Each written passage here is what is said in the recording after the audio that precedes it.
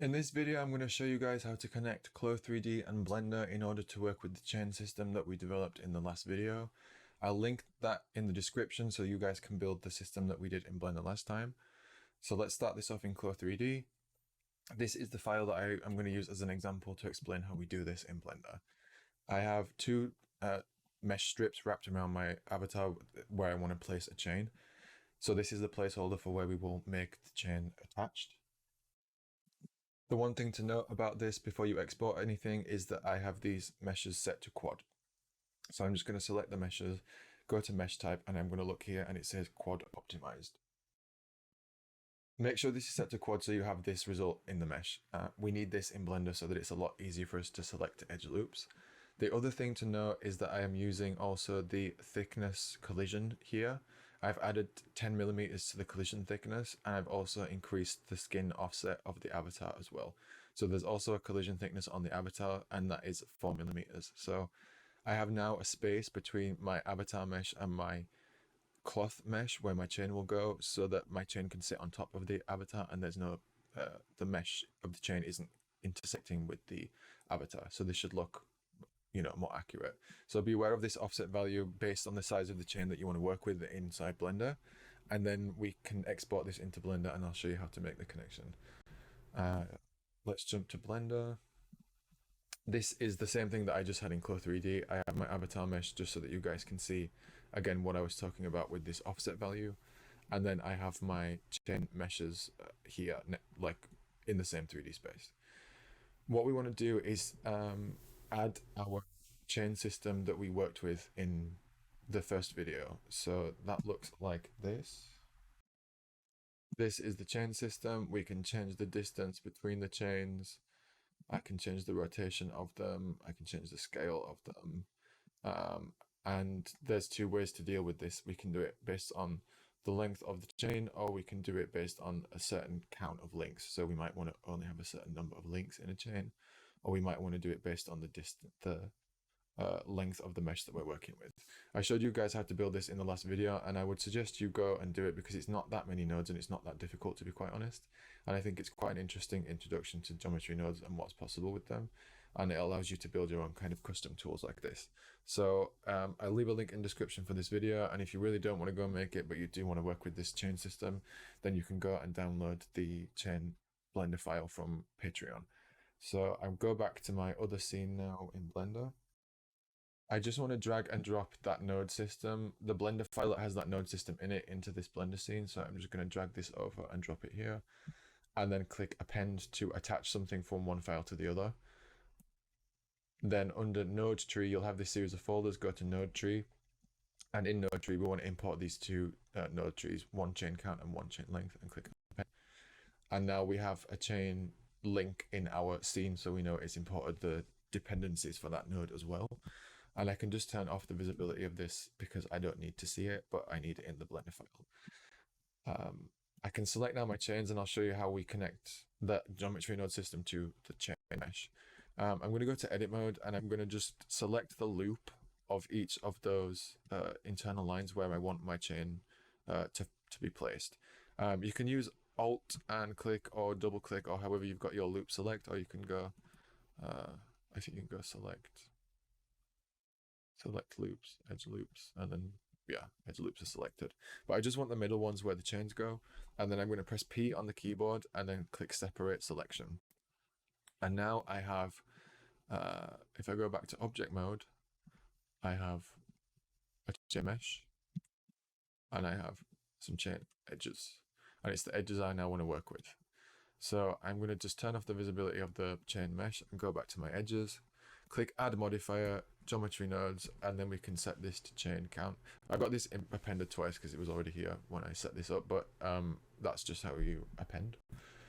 And then I can change the scale of this down, obviously much smaller, and then I can increase the count to however many loops I want to have in this, however many chain links I want to have.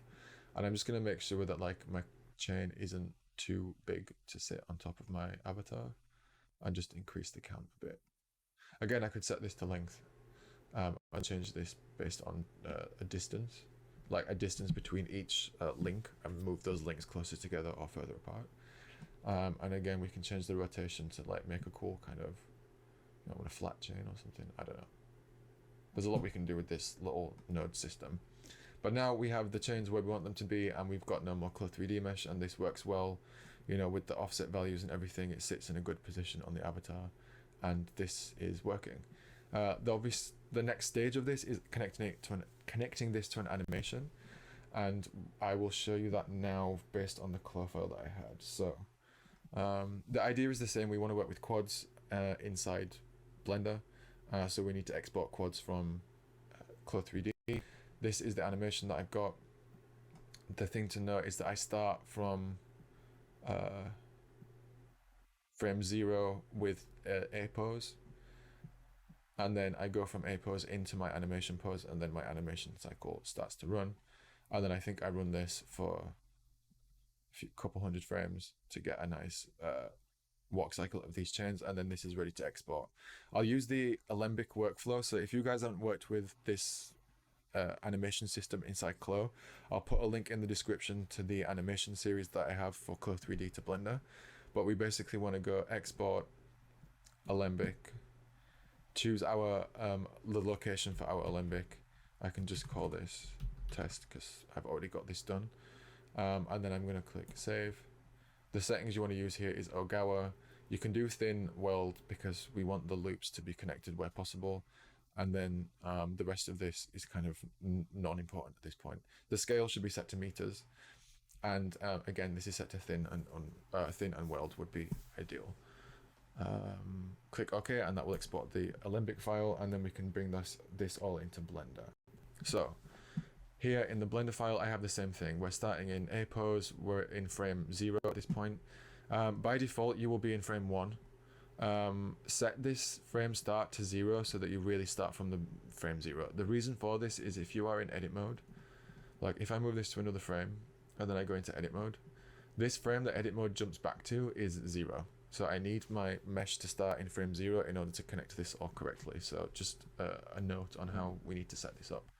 Set it to 0 and then set your frame rate to 30 FPS. And the reason we want 30 FPS is because in Clo3D, our frame rate is set here to 30 FPS. So now we're working with the same frame rate. And then you can simply just go File, Import, Alembic, and your mesh will be imported, and this Alembic cache will be attached. You can see the Alembic cache here.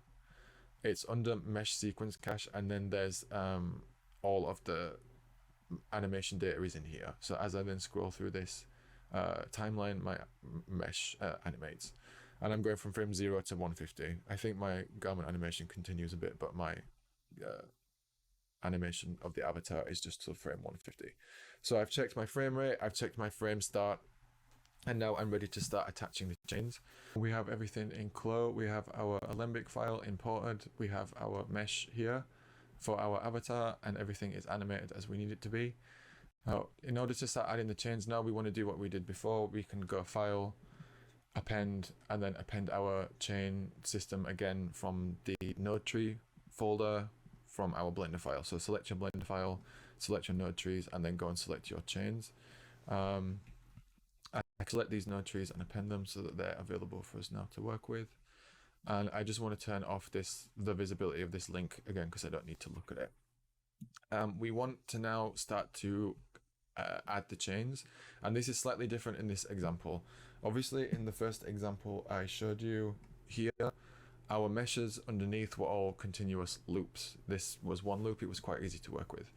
The issue we will find here if I go into edit mode is that these loops kind of stop when they go into the top part of the garment. Like they start to turn into triangles in areas, and the loop system's not going to work. If I now try to select an edge loop, I can get this one. This is a nice loop. This goes all the way. If I select, say, this one, this loop only goes as far as the top, the start of the top here, and then it breaks because there's a triangle or there's a reason that this intersection is not readable as an edge loop. So we need to find a way around this. The first thing I'm going to do is just duplicate my mesh, do Shift and D to duplicate, and then press Escape to drop it back exactly in the same 3D space.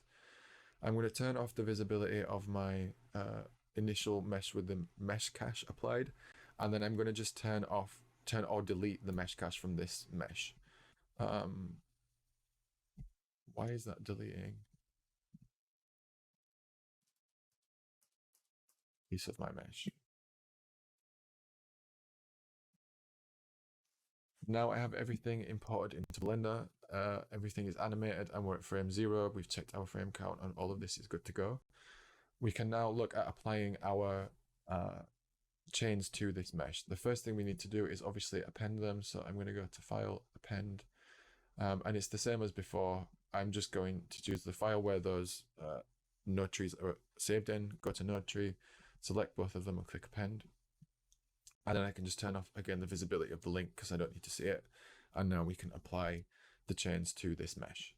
I'm going to select my mesh, and the first thing I'm going to do is make a duplicate of this mesh. So I'm going to press Shift and D to duplicate it, and then escape on the keyboard to drop it back in the same 3D space.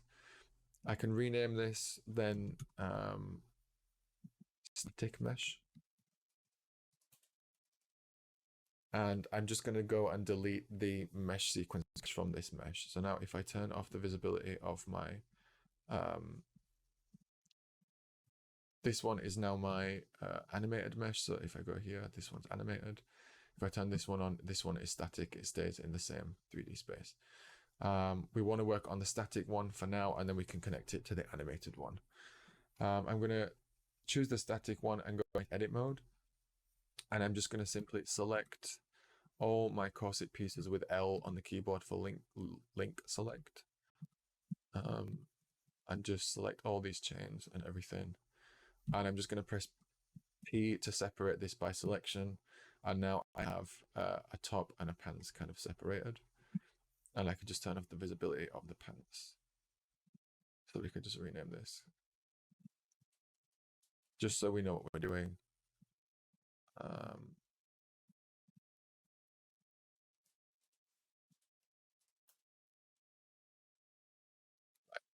So now I just have the top visible, and we can start to add some edge loops, work with the edge loops here. The thing to notice is if I go into edit mode again, like we did before, I can go into edge select with number 2, or I click edge select up here, and then I can simply select these loops. However, if I do this down here, you'll see the loops start to break as we come into the mesh of the top. Like as this goes into the tank top part, like we break up because of the way that the mesh is created in 3D space. So the way to fix this, or the way to work with this, I would say, is we can select the edge loop as far as we can go. I'm going to press P on my keyboard to separate this by selection again. And now I have, let's look here, I have one edge. So I'll rename this edge. And if I go back now into edit mode and I turn on wireframe, that might be useful as well. We can basically turn this into a kind of brush where we can draw the chain around. So if I go back into vertex select mode, so I'm going to press 1 on the keyboard to go to vertex select. I can take my very last vertex in this strip of vertices here, and they're still, because we're in frame 0, they're really in the same 3-dimensional space. If I take this one point and then I press E to extrude it, I can extend my chain. What I want to have working though when I'm extending this is that I have snap turned on. So I have snapping up here, this little magnet. If this is turned on, just turn it on. Turned off, just click it to turn on, and it will be highlighted in blue. And we can do snap to vertex, increment, or anything. Right now I'm just going to use vertex.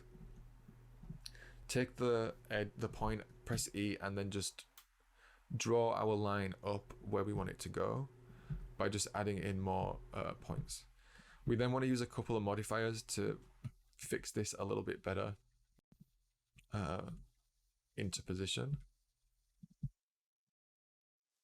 because you'll notice that the line isn't super smooth. We could smooth this with some modifiers. So I'll go back to object mode, and I'm going to add a subdivision modifier to this edge. So I'm going to add a modifier, search for subdivision, and now my edge is a bit smoother, but it's kind of moved through our mesh a little bit. Like this is off, it's sat in the right position, and if I turn it on, it's moved a little bit. We can fix that. If I add another modifier, I'm going to search for a shrink wrap. And I'm going to set the target of the shrink wrap to be the static mesh object for the top. And now those vertex points should all be snapped to my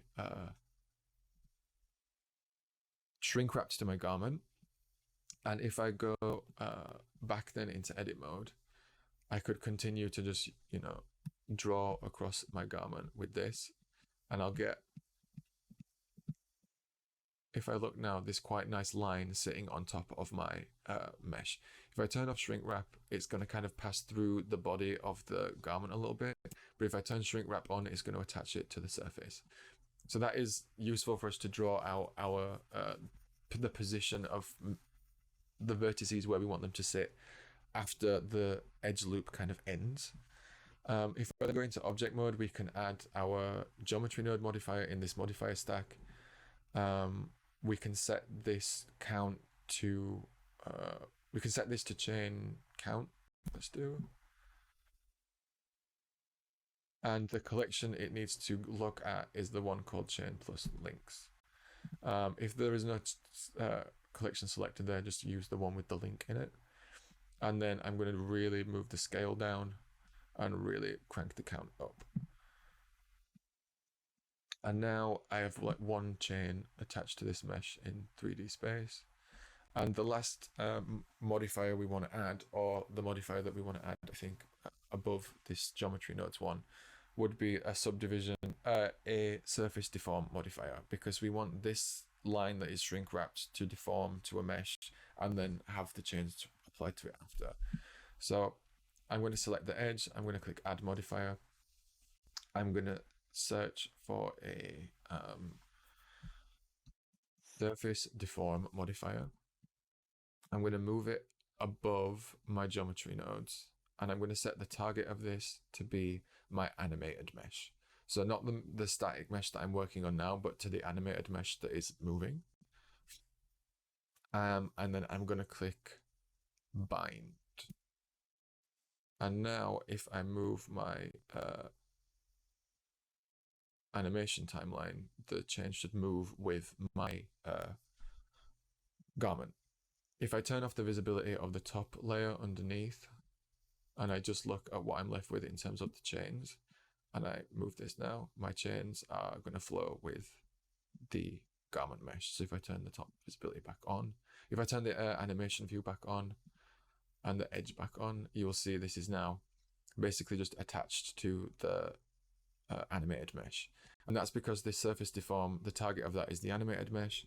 The target of the shrink wrap is the static mesh, because that's where we're drawing our edges on top of. And then the geometry node count is to obviously change the design of the chain. You would then obviously need to repeat this for each individual chain that you want to work with, or to complete the design. But in this way now, your chain should move with your simulated mesh, and this is how you can connect anything to a simulated mesh, whether it's trims like chains or hardware or buttons. You can use a surface deform modifier to make that attachment happen. So I hope you guys found this useful, and that you guys now know how to work a bit more complex inside Clo3D and Blender, and that you can kind of build your own system. You can obviously put anything inside this chain system to make it scattered across the mesh. So yeah, interested to see what you guys are working on. Let me know in the comments what you want in future videos, and please get in touch on Discord, Patreon, and everything else. Link in the description.